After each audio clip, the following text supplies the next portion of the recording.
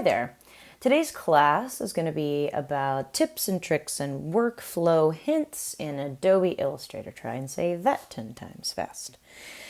So first, no, this is not Comic Sans, so we're not breaking any designer rules or codes. And two, yes, there is a follow along for today's class. I do encourage you to download it. And once you download it for the first time, you may be prompted to install the font Spumante. It is an Adobe font, and we will be using it later for certain reasons, but that's a surprise. So before you go any further, please make sure that you have those already ready. I will also be going through different shortcuts that I use, and hopefully they'll be helpful to you as well. So let's get started. We'll start with our first shortcut. So if you have a big keyboard, not a laptop keyboard, there's a button near your right hand that says page down. To move between artboards swiftly, you can use Shift and page down, and it'll go in the sequence that the artboards are ordered in the artboard panel. If you don't see it, go to Window and Artboards. I already have mine up. Right there, that little guy. Look like two layered pieces of paper. And it will walk through this sequence, how they're ordered. So we're going to start with our first tool at the top. It's called Image Trace. So if I Command negative, negative, and we'll spoil a little of surprise of where we're heading. But on the pasteboard, I'm also going to push Shift, shortcut, hint. And I'm going to grab this PNG I already put here, these little monster guys, and we're going to make some of our own along the time together for this class. So the same way the pen tool works, like the closer the details are with the pen tool, the harder it is to kind of get those curvatures and everything exact. Unless you're a pen whiz, and I hope you all become pen whizzes. But in the meantime, what you do with Image Trace is you kind of give the same large capacity that you would need with the pen tool for small details. You want to give the Image Trace tool that same amount of capacity. So I do suggest making your PNGs and images as large as you can. Let's not get too crazy. This is about big enough. And we're going to go over to the Image Trace panel. If you don't have the Image Trace panel, same that we did before, you go to Window, scroll down, and Image Trace, and boom, that's what it looks like. Cool. So at the very top, you have 6 different types of options, from low fidelity detail to high fidelity detail. Most of the time, if you're stealing pieces like this for an illustration, you're probably going to need like a low to medium fidelity rather. So if we work our way from right to left, you can see it's just an outline. So everything would be black if we selected this one. It would just be an outline of the shapes. We could use a little more. So you have black and white. That's fine too, but I really like the colors that we're using here. There's grayscale if you want more options for gray. And here it is, low color. I'm going to go ahead and select the image, make sure the image is selected, and click on low color. Image Trace will run through this kind of set of filters that it does, finding the corners, finding the colors, and where it will separate all those. While this is happening, if you have a slower processor and you look at the Image Trace panel, the automatic settings are usually pretty good for most of these, and in this case it's picking out 16 colors. You can also toggle down Advanced if you really want to adjust these and get into like more detail, make sure that you're getting all of the corners. These are great ways to also customize and adjust. So once it completes, which it has here, you can adjust it to only a few colors or 30 colors or whatever you need to really get into those shapes and details that you really want. We're good with this. And the other thing that I want to talk through before we move on is the idea of expanding. So once you have these filters, or any filters or effects for that matter, and you want to make them permanent, what you do is you go up to Object, Object, with the object selected, and Expand. What that does is it'll bring this panel up and say, yes, I want to expand the object, I want to expand the fills. I don't have any strokes, so that's not an option. I'm going to say OK. Look at that. So as you hover, you can kind of see how like all of these outlines of these full filled colors and shapes are already ready for us. So great. Now we can start pulling apart pieces and doing stuff. Perfect. So I would suggest ungrouping these. You can either right click and say ungroup, or you can Command Shift G. Command G is to group things if you needed that one. And all right, so now we're pulling apart all the pieces. So the white background we don't need. Let's see, which one of these little guys do we want to work with? Actually, this one kind of looks a little fun. So I'm going to cut, so Command X, hold down my hold down my space bar. I'm going to Command 0 on this artboard. Oh, there we go. So that it fills the entire space of my screen with the artboard. I don't really need to see everything else. I'm going to Command V. Cool. Here's a little buddy. I'll put him, sure, right there. Cool. So let's say we want little buddy to be bigger and smaller. Obviously, you can use Option and Shift and kind of, well, we should probably group his stuff first. So Command G, group. Now, okay, there we go. So of course you can do that incrementally. Yes. Yeah, the cool thing that Illustrator and a lot of other Adobe products have added is math in the box. And what that means is anytime that you have dialog, well, not anytime, but most of the times where you have numbers in your dialog boxes, you can now use math equations in these to make them bigger or smaller proportionately based on exact numbers. So let's say little buddy needs to be twice as wide. So, you know, long number, multiplication symbol, 2. So I want him to be twice as big. I'm going to say return or enter. Hey, look at that. He's exactly 2 times the size he was. I don't have to do math. We're creative people. Math may not be our jam, and that's okay. So in the same way that you do multiplication, you can do minus, plus, you know, sum, all the actual terms for that, as well as division. If you are doing division and multiplication and they're not whole numbers, make sure you're using the division and the multiplication right, or otherwise it'll go the opposite direction. But you'll find that out and you'll be able to adjust. So math in the box, that can be really helpful if you need to scale exact details. So, you know, little buddy doesn't need to be that big, so we'll undo that. But it is something good to note. All right, so we've gone through image trace, math in a dialog box, and expand. Next, let's talk about global swatches. I'm gonna grab little buddy and put them over here. Make a couple more versions. Okay, cool. So let's grab this first one here on the right. I'm going to open the swatches panel. If you don't see swatches, window, swatches. So with little buddy selected, one of them, I'm going to say new color group. Sure, because new swatch is not available. I'm going to say monster and hope I don't misspell it. Oh, hey, cool. So now we have all of these swatches that make up little buddy, which is great. So if we click in, I'm going to click into this, and there's a check for global. What global means is that any color with this color build that is also connected to this swatch in the swatches panel will change anytime you change any of these dimensions. So I'm going to say preview, and I'm going to say little buddy pink. Cool. So perfect. But you're like, Megan, the other two didn't change. And that's because that, yes, global is selected on this swatch, but the other two little buddies, their yellow swatches are not actually connected to this swatch in the swatch panel. So go ahead and say, we'll say cancel. All right, I'm going to ungroup these two because I want to get specifically to the yellow. Okay, cool, yellow. All right, so we'll just select one because I want to show you something else. So let's say you have a whole bunch of artwork and you can't possibly have enough time to go and select every single yellow, the exact same yellow everywhere on the document. Well, if you select one of your colors and say, okay, we like this honey yellow, and I need to find all of them so that I can attach all of these colors to the swatch panel. Select one of them and go to select, go to same, and in this case, it's fill color. Obviously, you can select the other ones, but in this case, we want fill color. So I'm going to say that, and bam, there is something in one of the other monsters to the left, but that does not matter, that's okay. But it also selects the one next to it that we knew was also detached from the swatch. All right, so now that these are all selected, yes, they're all yellow, we're going to connect them to the global swatch. All right, so now the connection is made. I'm going to unselect, and just to make sure, perfect, they are attached to the global swatch. So now, when we get into the global swatch, preview, move it to pink, everybody changes, and so does that little piece somewhere on the left, but you know, hey, that's okay. Say, all right, so now we have all of these exactly the same. So that will help when you have a lot of extensive artwork and you are going to be doing color changes. All right, so let's undo all this because I think little buddy's fine as they are. Go all the way back to 1. All right, that's fine, cool. and hide the Swatches panel.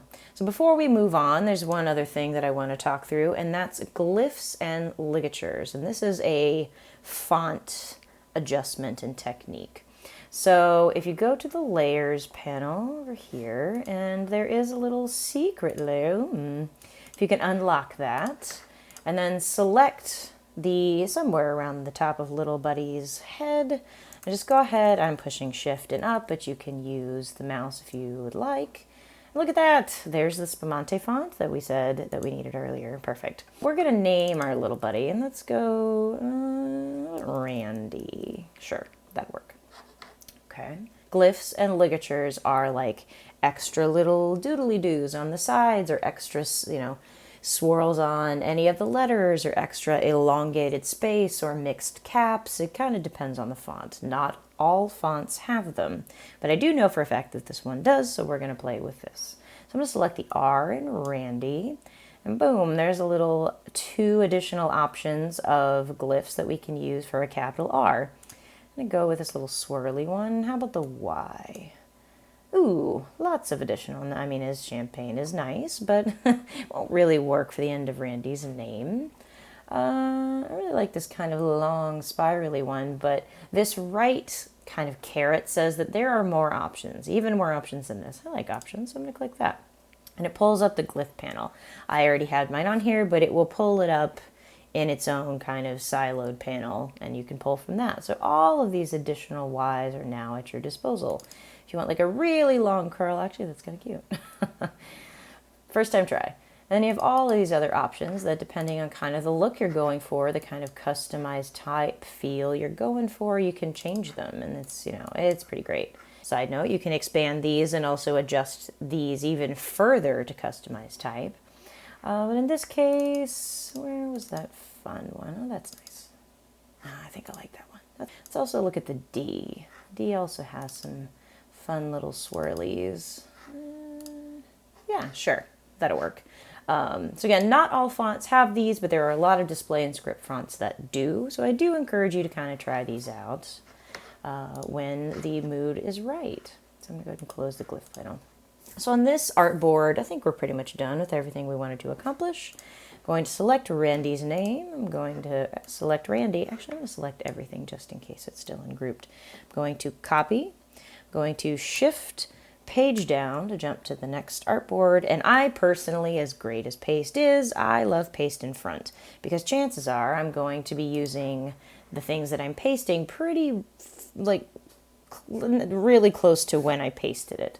All right, so next on the docket, per our little chalkboard, is recoloring, live corners, pen width, and all these other fun things. And some of this stuff we'll breeze through because it should be pretty basic, but make sure to get at least good coverage on everything. So let's start with recoloring. I'm going to move Randy over here. Okay, so I'm going to select Randy. I'm going to go to Edit, Edit Colors, and Recolor Artwork, but I'm not going to click yet. You have all these other options that kind of naturally do, like grayscale, RGB, depending if you need different types of versions. We'll come back to these, but I'm going to say Recolor Artwork. So this panel may look different if you've used this before. I personally believe in going to advanced options, and you'll get a panel that you probably recognize a little better. All right, so here, and as you've probably used it before, you can double click on the quote new column underneath the current colors. And you can kind of, let's say we want a more vibrant orange, a little darker. Sure, that'll work. Go to the yellow, let's just say anything. Just for the sake of the course, just change them so, and you can see it happening over here on the side because recolor is checked. All right, well, Randy looks tan. And that may not be what you're going for, but that's okay.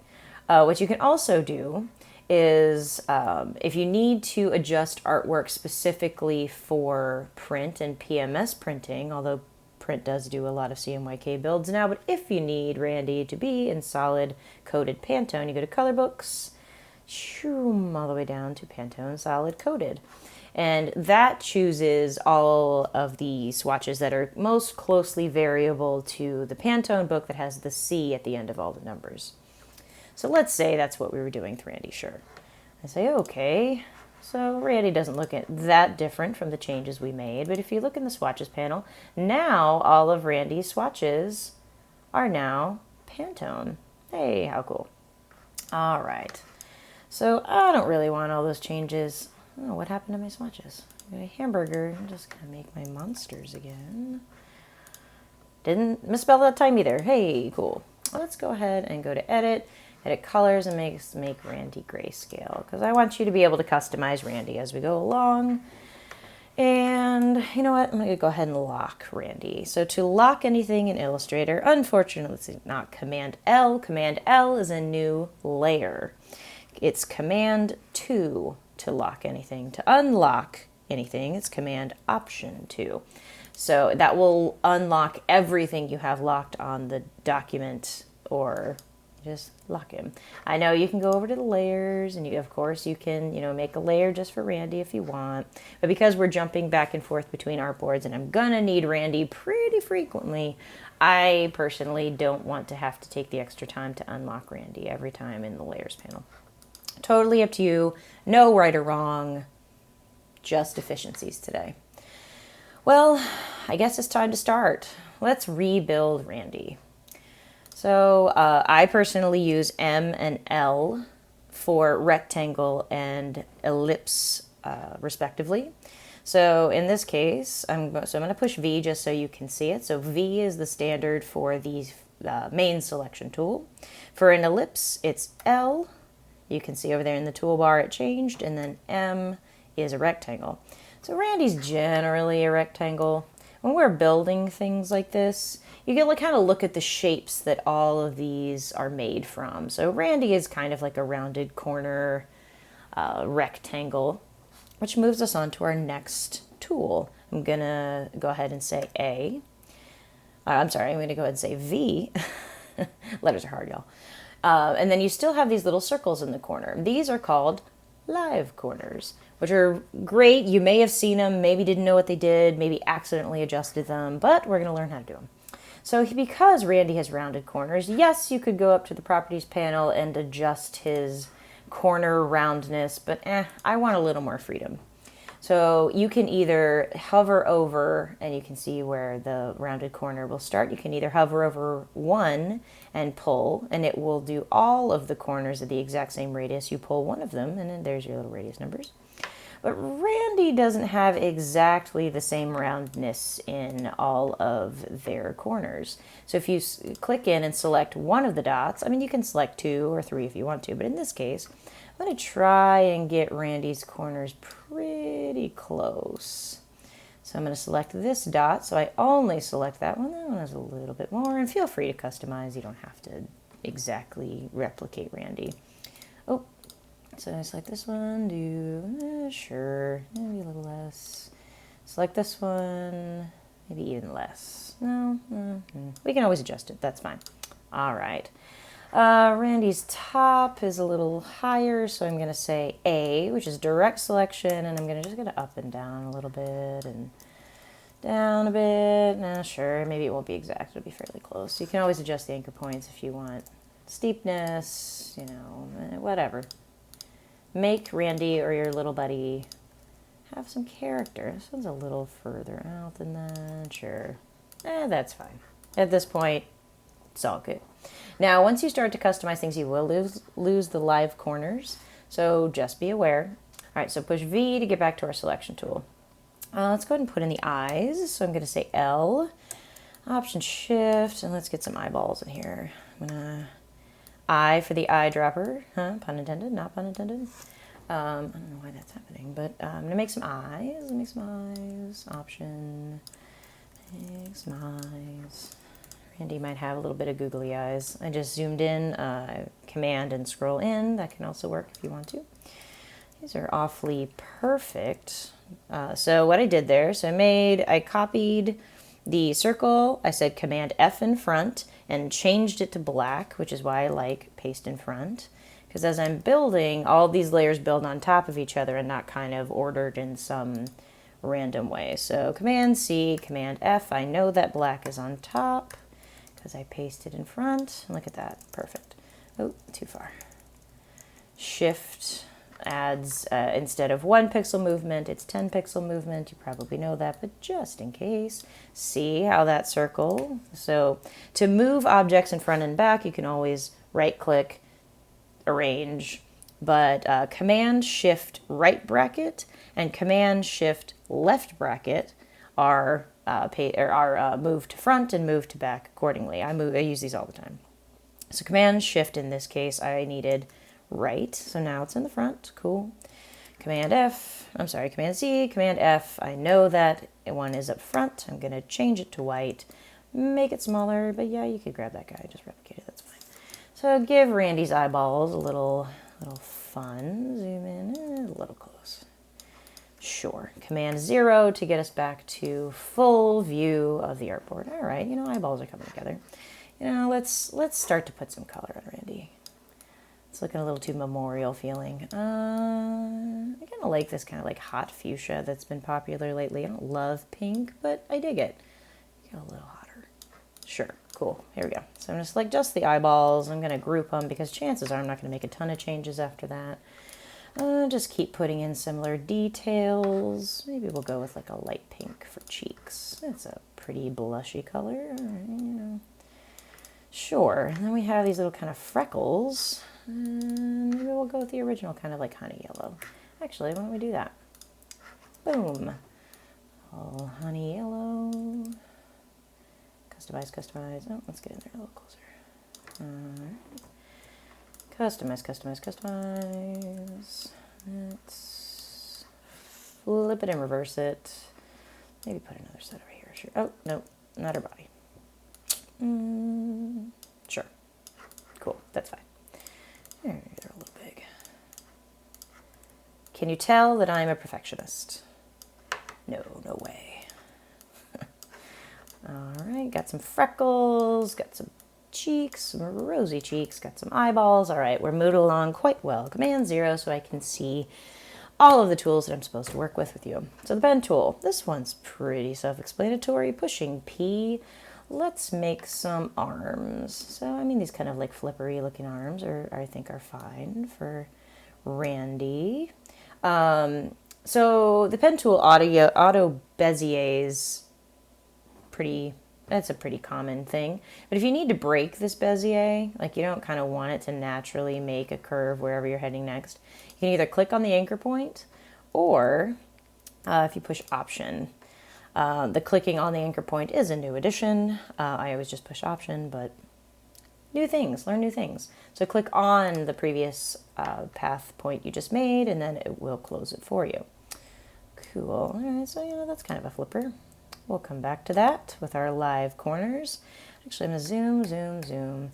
Now, I know this isn't completed path. If you want to complete the path, you just click, yes, you can do that. But you can also Command J, which is join. If you Command J, the last 2 points, if there's kind of not any Bezier problems or anything like that, it will naturally join it, the last point and the first point with Command J. If it doesn't work, it'll probably pop up a dialog box and tell you no and why, but most of the time it's fine. So I'm going to go into and select A for direct selection, and look, my live corners are back. I'm going to make a little flipper a little rounded. That's what this other one was. And then I'm going to eyedrop, make pink. Get fairly close to where we were because the flippers are kind of cute. You can right-click, transform, reflect.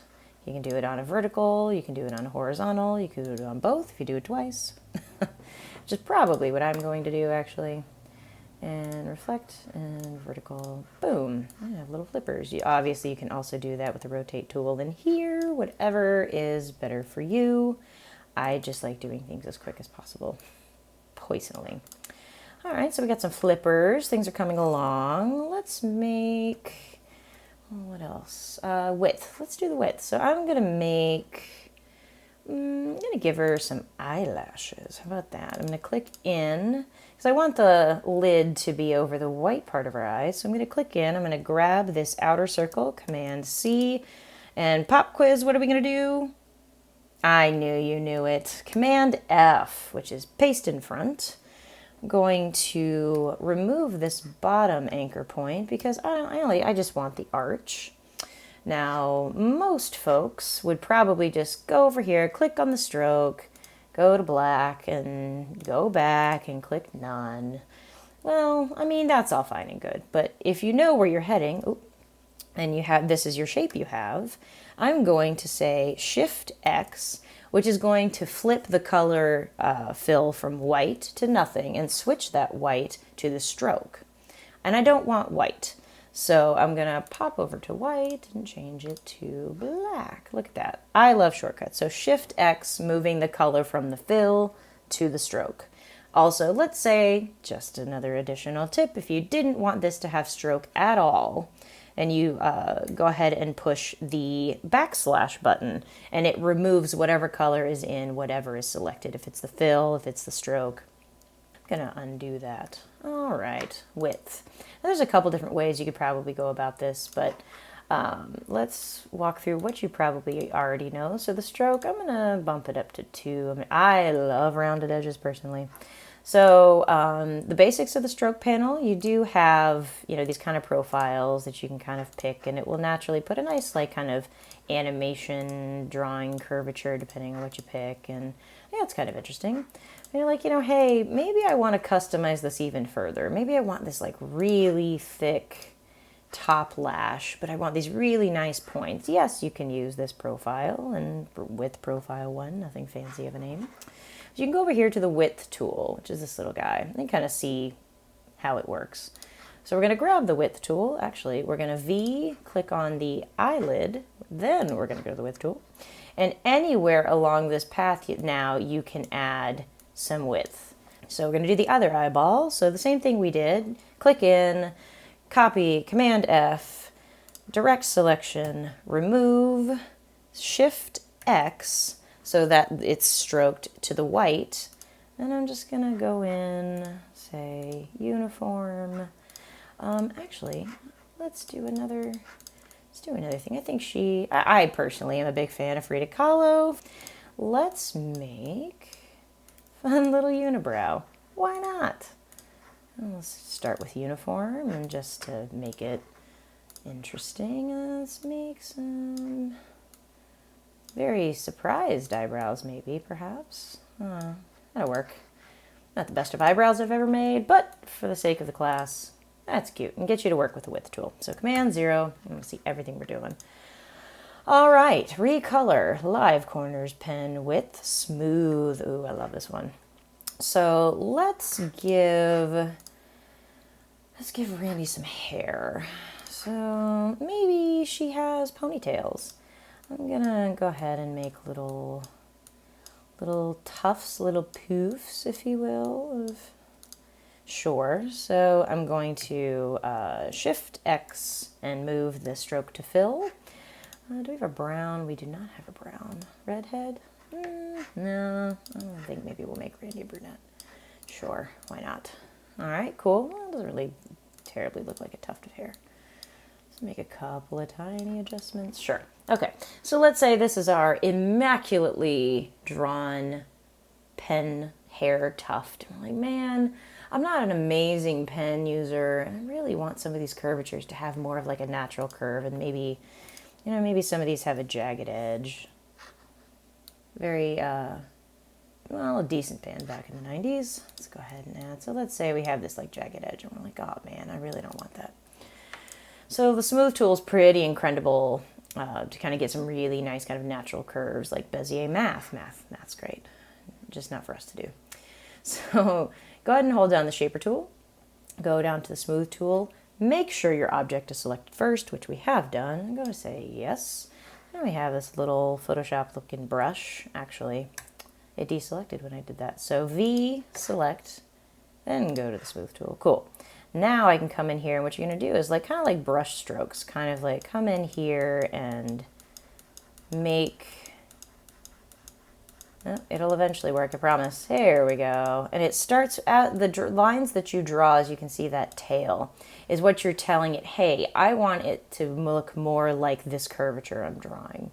So I'm not going to take too much detail out, but you can also like just any of these spots. Oh, this is looking okay. I don't think we, actually it's quite like collected and tufted. I don't know if I like this so much anymore, but it's okay. So we're going to go ahead and copy. I want it to be an exact copy, vertical axis copy. Let's move the tuft over. I mean, it's coming together. Oh, Randy. Sure. Okay. So that's the smooth tool. Big fan when you have a lot of intricate shapes, especially in the image trace. So if you have an image traced image that really needs to like have like more of like rounded corners, this did a pretty good job, but you can round this a little bit better and just it feels a little bit more organic. Cool. So next is Shape Builder. Hey, this is also a really fun one. So Shape Builder is kind of like the Pathfinder, but it has a little more nuance. So let's go ahead and draw, let's draw a little foot. Oh, that's big. So here we go. Sure. Okay, we're going to push M to get a rectangle. Sure. I mean, it's close enough. And what else can we do? Well, this is probably fine for now. So let's just make a few feet. Rotate, rotate, rotate, rotate. Oh, that might be too much rotation. Maybe she's walking. Oh, walking. There we go. Let's grab all these. Now, you can come over here to the Pathfinder and say, yes, I want to unite all of these objects, and that's perfectly fine. But let's say you need some specific shape. I'm going to go ahead and just show you the simplistic way of using this first. So this is the Shape Builder tool. Kind of cool looking.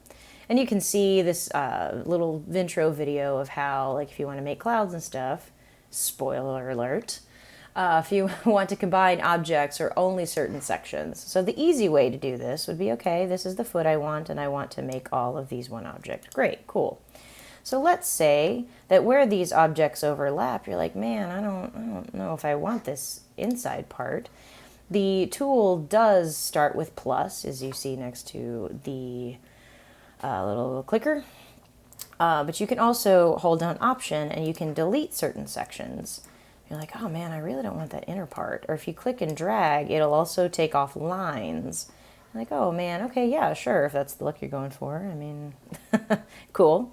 Let's go ahead and undo. And we actually want all of these feet to be the same. So click and drag, click and drag.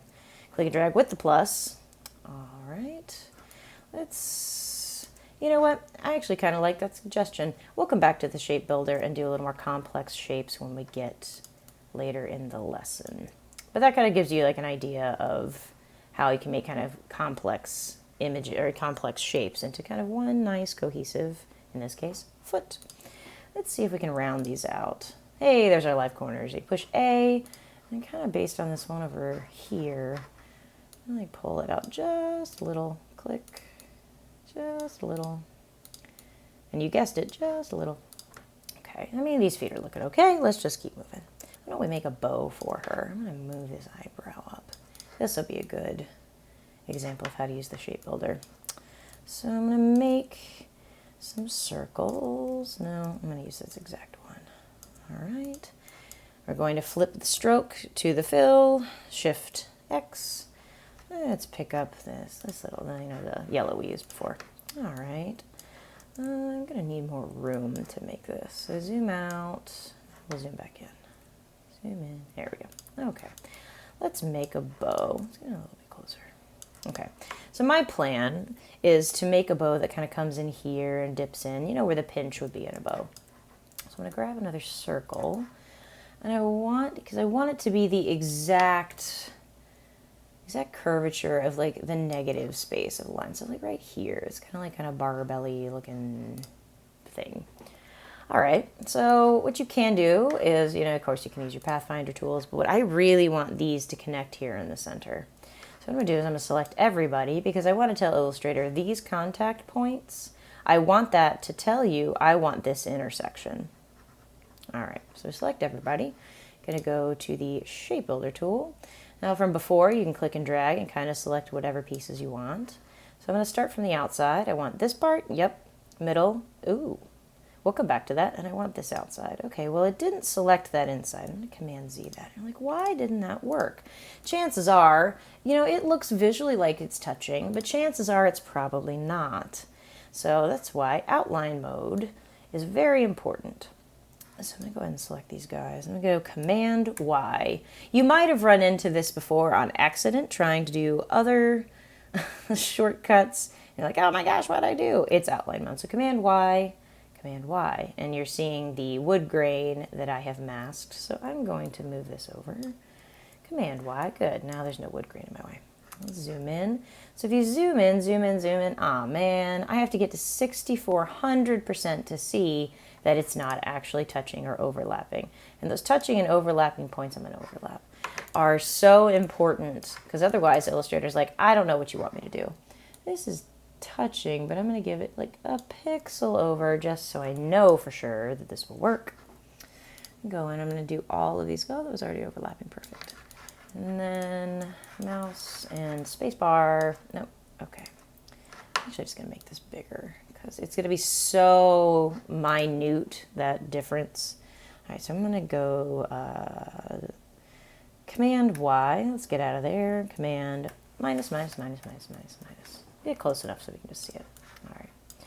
So select everybody. Now this time when we use the shape builder, I'm going to start from the outside circle. Cool. Inside. Hey, look at that. Now it recognizes that because all of those points now touch or overlap, that this is the part that you want to connect to this outside. Cool. Look at that. And now, if you unselect, you can grab all the pieces we used to kind of make the shapes. Thank you for your service. And now we have like the beginnings of a little bow. And also, because I'm kind of nitpicky about this, I'm going to go to the smooth tool. I'm going to smooth in these edges just to make sure that there's no additional. Why do I see that? Oh, well, there you go. There was an overlap. I'm going to push A and delete that little guy. All right, so now, actually, Command 0. Now we have the makings of a good little bow. Oh, look at that. How cute. Make it a little smaller. Okay, so now it just needs a little, like, tuft in the middle for the tie. So make a little, with M, make a little rectangle. I'm going to get in here. I'm going to color it pink. Sure. I'm going to make it fairly, oh, no, I want all of them. So select, don't click on one. Make sure you just hover, then click. I'm going to make like a little rounded bow like that. All right. Let's reshape it so that, no, that's close enough. Cool. So a little tie for the bow. Cool. So there we've used the shape builder, we've used the smooth, we've used shapes, we've done lots of things. We're almost there, I promise. So let's go with compound shapes. This is what's going to be nice to help really make sure that Randy's body stays together. So yes, of course, you can click on all these pink pieces and say, yes, group. And we're going to go Command Shift left bracket so that it's all to the back. And, okay, so yeah, it's one grouped object. Cool.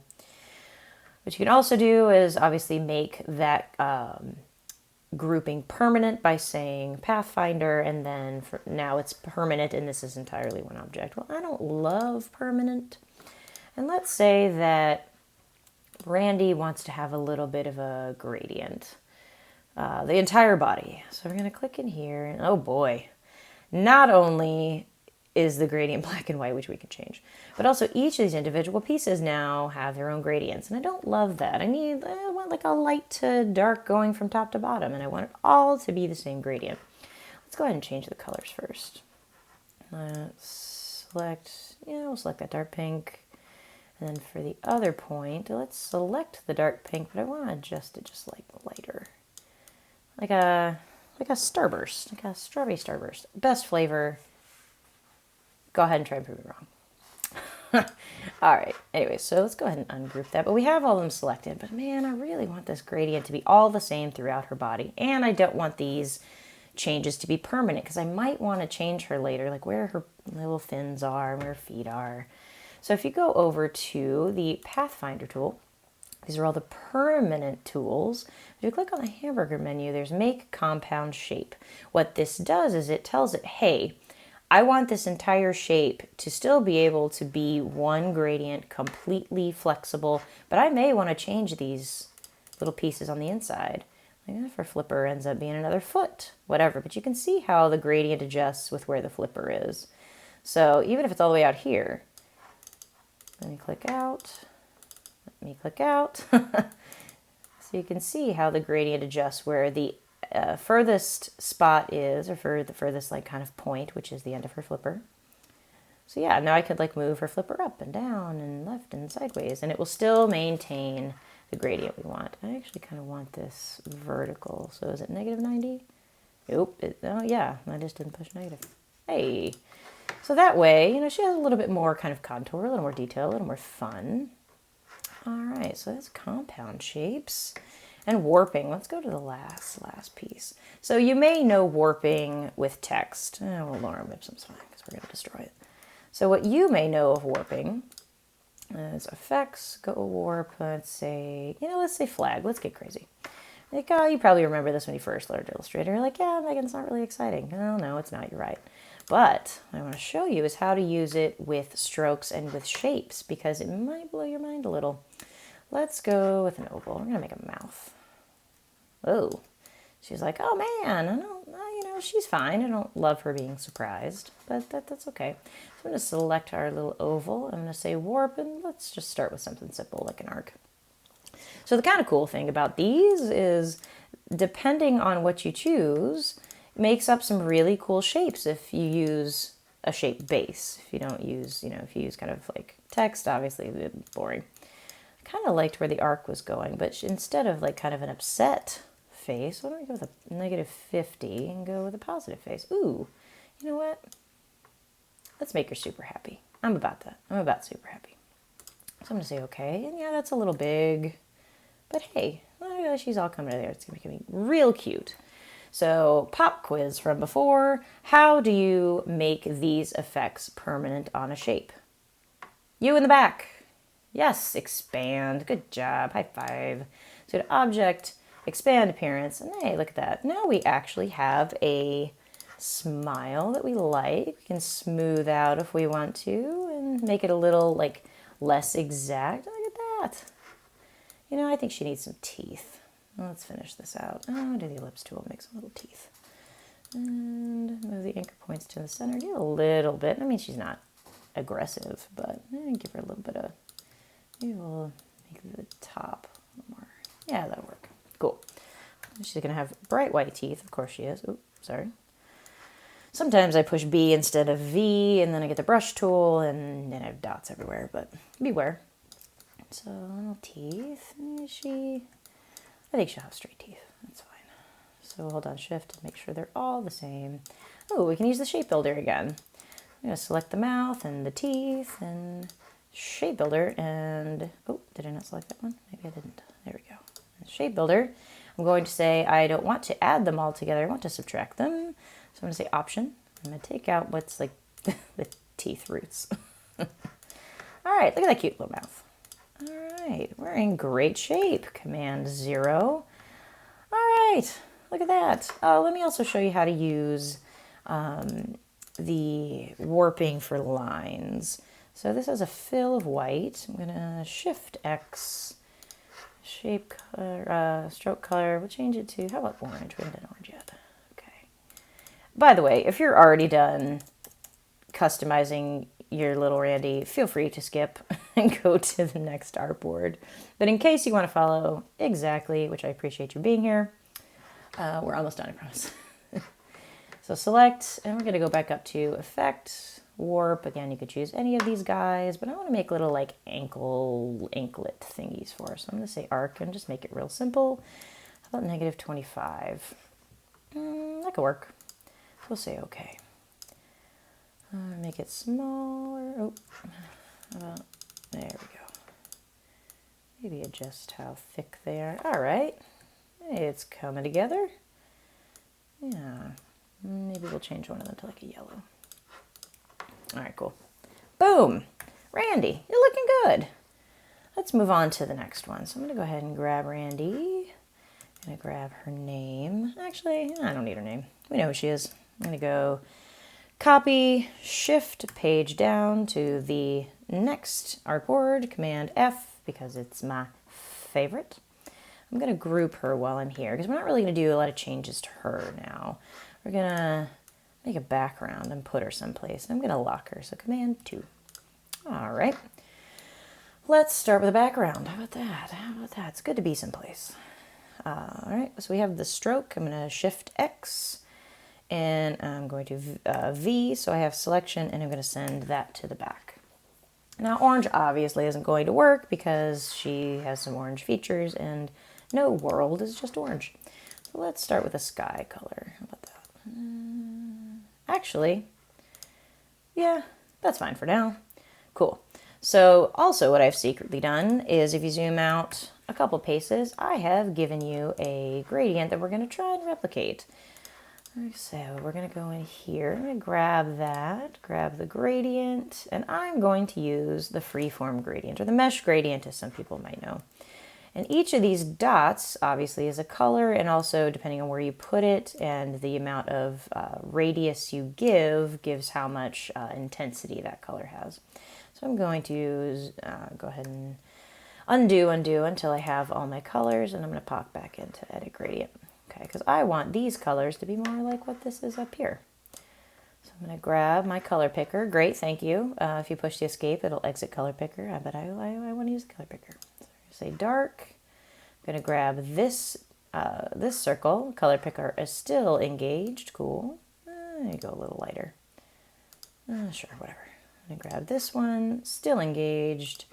Yellow, grab this one, a nice little like orangey. Maybe a little too dark. Yeah, that's fine. Okay. So selection tool, Command 0, because we don't need that anymore. And this is a very vibrant background. So I'm going to go to like 25. No, that's maybe not that much. 50. Yeah, that's nice. Sure. I'm going to Command 2 and lock this too, because the background is done. She probably would like to stand on something. So I'm going to give her some grass. You could do sand, you could do rocks, you could do whatever. I'm just going to stick with something easy. So instead of, you can also do steps of sending to the back. So if Command Shift is send all the way to the back, mind you, we have worked a lot of layered pieces and vector pieces into this document. So I'm going to keep it in the front, and I'm going to Command left bracket. Oh, look at that. And because she was in the front, I only had to go back 1 or 2 clicks. Boom, now she has grass. Love the contrast. Because I'm nitpicky, let's go a little darker. Nah, I forget it. I like that. All right, Command 2. So we have some grass, we have some sky. Things are coming along quite well. Although we missed Pride Month, I have an idea. Let's go ahead and make a circle. I'm going to Shift X and send it to the stroke. Let's start with it right on the inside. Go not so saturated. And sure, we'll give that a try. Okay, so our inside of the rainbow, maybe we'll go 15 point. Okay, so we'll start with this. What we're going to do now is we're going to path offset. And I want these offsets to be the exact same distance every time, so I know that they overlap each other perfectly. So I'm going to select this one. I'm going to Object, Path, Offset Path. And what it does is, depending on the amount that you put in the offset, will give that exact amount. So I'm going to go, well, let's try 1389 or whatever your standard is. As long as it's overlapping, let's go ahead and try that. And then it makes a copy at that exact expansion. It's kind of similar to the expansion in Photoshop. So when you expand it by 5 pixels, 10 pixels, it's kind of the same principle. So Roy, next is G. Oh, so see, it probably needed to be a little bit bigger.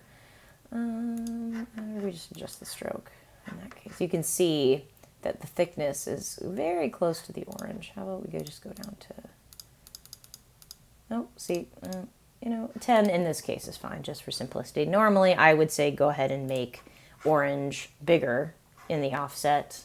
That's the right way to do it. All right, so select the orange one, and we're going to do this multiple times as we make, oh, now I'm nervous. That's okay. As we keep making our Roy G. Biv rainbow.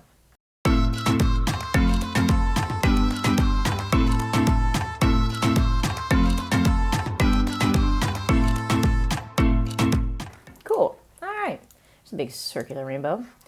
Now, the reason that I didn't make an arch first is because if you make an arch first, I'll even show you. Say, I want an arch, and I don't want to have to go through all that. If you go to Object, Path, Offset, it does it around the entire object, and I don't really want that. So if you were asking why Megan was doing this way, that's why. I didn't want all these kind of additional points to have to deal with. But you can if that's what you're going for. So now I'm going to delete these bottom anchor points. I'm going to round them because Megan likes rounded corners. Hey, look at that. Not a bad little rainbow. Let's group and Command left bracket, not Shift, and get that behind the grass. Hey, look at that. Randy looks super happy. I dig it. All right, there's one other thing that I want to cover. It's transform, and we're going to make a little sun. So I'm going to make a circle. And then Shift X. Chances are, if you live on my planet, your sun is in fact some form of yellow or white. Don't stare at it, don't find out. But take my word for it. So go ahead and make a circle for the sun. All right, cool. But now what I want to do is I want to make those little sun flares that kind of stick out. Let's go Command 0. I want to make the exact same amount of sun flares. I don't want to have to draw them manually. You could draw them and then rotate them and make sure your math is perfect every time. But there's a way to do this more efficiently that you have a lot more control later on. So what I'm going to do, I'm going to just start with like, the sun can have just lines for now. I'm going to zoom in and move up. Maybe go to 4, sure. A little longer. All right. Now what I need you to do before we move on is Shift X. I need to put an anchor point at the bottom of this, and you'll see why.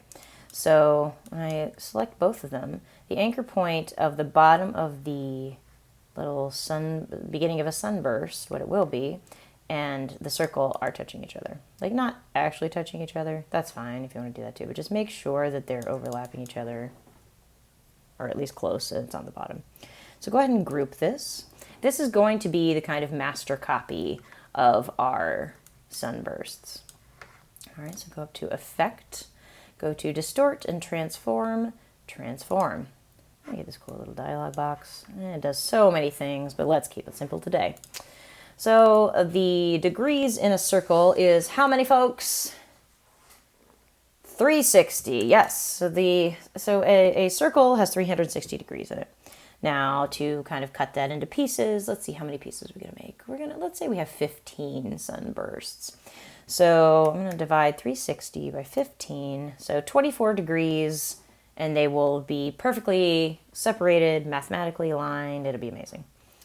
So remember we made this circular, we called it an anchor point. That's what it is. If you're familiar with anchor points in Photoshop or anywhere else in Illustrator, what I want to tell it is that I want that anchor point to be that very, very, very bottom. If you don't adjust this, your circle will not look, or your sunburst will not look right. So make sure that you grouped your objects before you got into this panel and that you select the bottom. All right, we already have one copy on the pasteboard now, so we need 14 more, assuming my math is right. Hey, look at that. Because preview is on, you can kind of see. So if I go down, look at all these mathematically perfect sunburst babies. And you could always, okay, go more. You could put 30 copies on here if you really wanted to. You just won't see them because 15 is the exact amount that we told it we wanted. So 14 copies. Perfect. All right. So cool. So like I said, this top one is this master. So anything you adjust to this master will now affect all the other little sunbursty things in the exact same way. This is why it can be so much easier to do it in this way. So if you make it a little smaller, we'll get into like a flower kind of thing, and that's cute if that's where you're going. So click in. So now, you can move it closest. The reason we have this anchor point is this exact reason. So now it focuses the center on the circles, and those I don't want to adjust. I want these sunbursties to move or change or adjust. You can move them, whatever you need. I don't want that, but whatever you make to this master is what's going to happen elsewhere. So let's make like little triangles as up here, as the master. I mean, of course, you could have used triangles to start with, but as we are agile designers, maybe this was your first plane. You're like, man, now I got to change it to triangles. That's okay, as long as you kept your master. So let's save that. I'm gonna make a little triangle here. Exact, let's make it exact. Oh, close enough, cool. So now I'm gonna grab that triangle, I'm gonna Shift X, make it filled. That's working out pretty well. Cool, so now you have your master. I'm gonna pull a copy of this to the side. I am all about, oh, there we go. I'm all about saving versions because things happen, expands happen, changes happen. I'm all about making sure that I don't have to go all the way back to the beginning. Speaking of expand, to go ahead and set these effects, I'm going to go Object, Expand Appearance. Now you can no longer change the master. The master is its own, everybody is its own, all for one. But now I can select all these because I don't want those guys. And if you're like, yeah, I feel pretty comfortable with that, I'm going to make my little sun. And I'm going to align, center both of them. Cool. All right. Grab Randy. So Option Command 2. Randy should have been grouped already, so you should just be able to grab Randy, copy, go to the next one. Before we move on, I can see that there are strokes. There are a lot of things that I want cemented in the place that they're in. What do?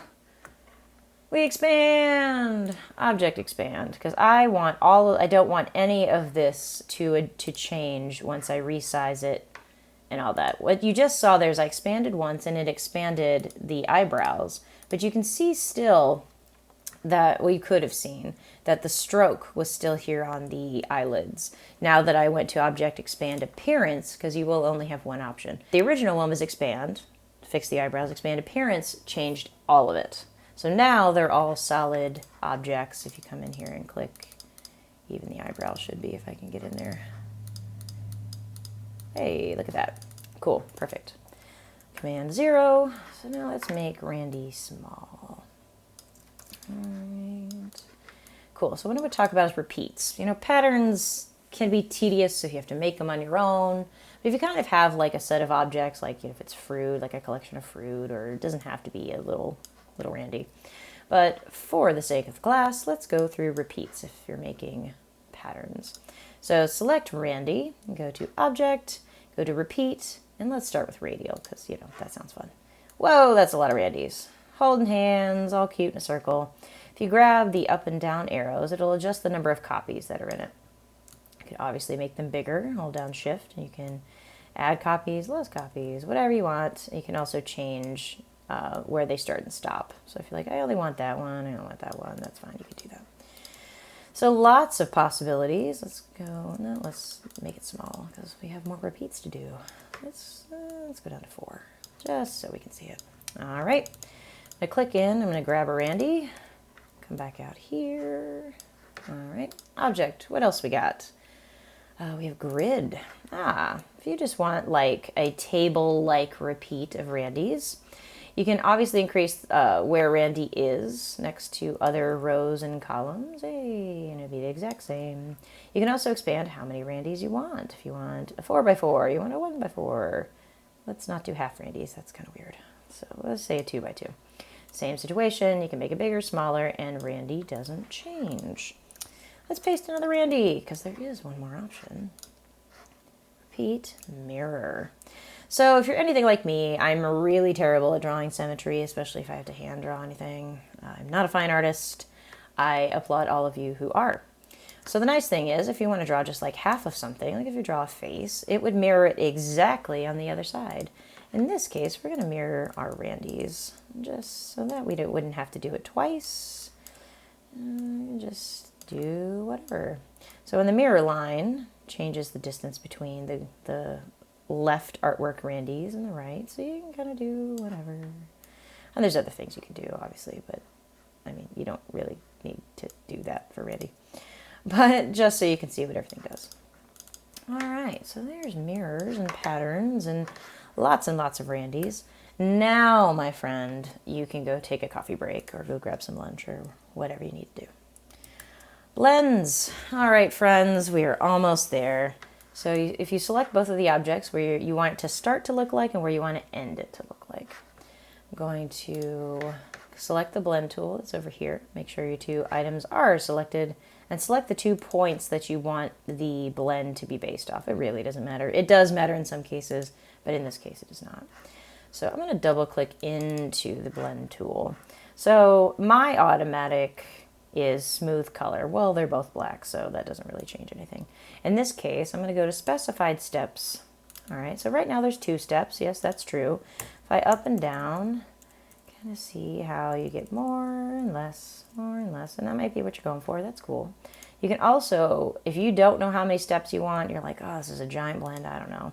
You can also go based on the exact dimensions. So if you say 1 inch or 2 inches, if you need something exact, you have distances. I'll just leave it at that for now.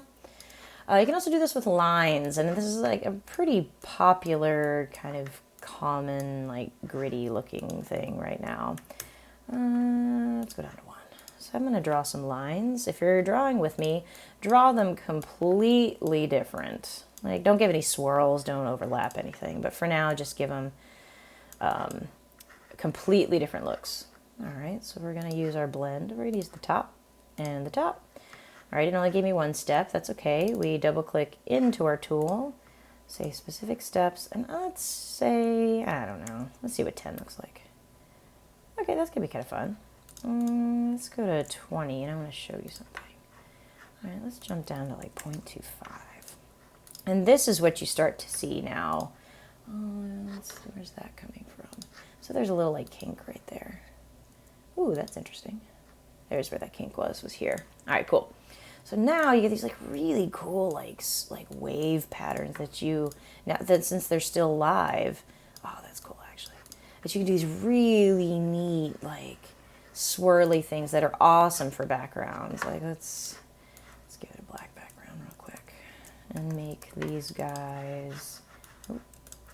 Let's say pink. No, not film. Stroke. So you can already see where this is going. It's really cool. Let's make one of them yellow. That's the other cool thing, is you can get in there and change them like from color to color, and you get some really cool effects that come in here. So definitely keep this in mind for like some design fun. My other hack for blends is color palettes. So let's say you're like, okay, I have pink and I have yellow. You're like, man, maybe I want like something in between them. You know, like maybe, I don't know. So you can come in here, and if you do a blend, bam, bam. I'm like, okay, yeah, that's cool. It's a pretty gradient. Good job, Megan. You can also spline this onto a stroke if you want, but that's a whole nother class. So hold that thought. But if we go over to exact steps or specified steps, let's say 3. Then you can actually get swatch colors of all the in-between colors depending on the number of steps that you have in between your colors. And let's say I make a circle. You're like, man, I really like this orange, this middle orange. Boom! Because it's live and it's not a swatch, I'm going to select this one or this one. Doesn't matter. But now you can go and adjust or create color palettes and make any adjustments that way, which is also kind of cool. So there's some fun tips on the blends. I do suggest reaching out to me and your other coworkers about other tools that you do commonly use. When we did this in class, we talked through a couple of these. But I do suggest talking to other coworkers and figuring out what efficiencies and tools and tips that they use, because you never know. There's lots of stuff always happening in Illustrator. And in all the applications, when they do an update, it gives you a learn like tab and tells you all the cool things that they just added to it. Before we move on to homework, now that we've gone through all of these steps and we've pulled up a whole bunch of different panels that you may not have already had in your tools, I want to talk about Workspaces. I'm a firm believer in starting with Essentials Classic. I'll go ahead and do it just so, well, actually I was working in Essentials Classic, look at me. But if you are working in like automation or you're working in layout, whichever of these like fit your style best, that is totally fine. What I do suggest, I personally like Essentials Classic, is making your own workspace. So if you're like, oh, I like these, but I want to add I have color guide on there already. Comments. I want to add CSS properties. I want to add history. You want to add whatever you want to this panel of what this whole workspace looks like. I highly encourage you to make a new workspace. Once you say new workspace, and I'll call it Megs, whatever. Call it whatever you want. But what the arrangement and panel, everything that it looks like right now is how it's going to set as your base workspace. I already have this, but then you can come up here and it will say, Megs, or it'll say whatever. So anytime that like your panels and stuff kind of get out of control or something gets moved, you can always come back here and say reset. And in this case, it would say Megs or whatever you named it. I highly suggest using this if you like your workspaces in a particular cadence. Super helpful. All right, well, that's all I have for you this time. It's a lot, so a lot to digest. I do suggest, if you have time and decide to go ahead and test out your new skills and make your own little monster. I would suggest, you can look at online inspiration or anything else, or even the live, the image trace versions that we did before. Sky's the limit, folks. I do suggest learning these because if you're going to learn After Effects, this kind of shape building and creation is going to be much more efficient when it comes to larger like animation or video products. I do suggest keeping it pretty simple. It wouldn't really go into too many. If you're going to animate this, I would not suggest doing any shadows or highlights because how it's animated will absolutely change those shadows and highlights. So I would kind of bypass those for a little bit. And I would also suggest using at least 2 to 3, if not more, tools that you used here today that you were not super familiar with or ones that were brand new. Because the more you stretch your skills, the better you will be. It really doesn't matter to me how your monster looks, but ultimately this is really about you learning and gaining new skills. If you know who is teaching this class, perhaps this monster may look familiar. If not, here is an example for you to work from, just something I doodled that may or may not look like me. But I do encourage you to practice all of these skills in whatever ways. So they're usable in many different placements. So yeah, see how you can use these skills and efficiencies and tips and tricks in your workflow, and I will see you in the next class.